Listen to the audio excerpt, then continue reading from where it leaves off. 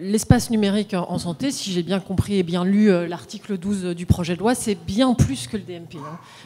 Donc effectivement, on doit verser, il est question de verser le DMP dans cet espace, mais ça va bien au-delà. C'est aussi offrir aux usagers un bouquet de services, des applis certifiées, labellisées, un portail d'information. Effectivement, le DMP, je crois, Dominique, que vous prévoyez également dans votre rapport de diffuser de l'information urgente, personnalisée aux patients, ce qui de mémoire n'a pas été retenu dans la loi. Mais enfin bon, c'est bien autre chose que le DMP, ça va bien au-delà.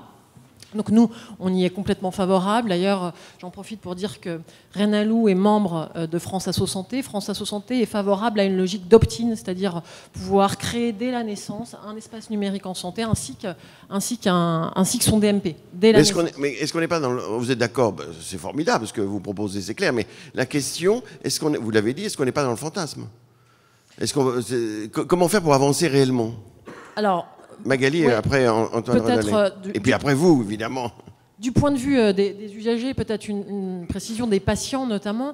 Les patients sont prêts. Enfin, on le voit par exemple sur les niveaux, on en reparlera, mais sur les taux d'ouverture de DMP, ça fonctionne. Les patients adhèrent, on voit, tous les sondages montrent qu'ils y sont favorables, même si c'est lent, ils y sont favorables. On voit aussi que les patients, ils sont nombreux à s'être eux-mêmes emparés des outils numériques.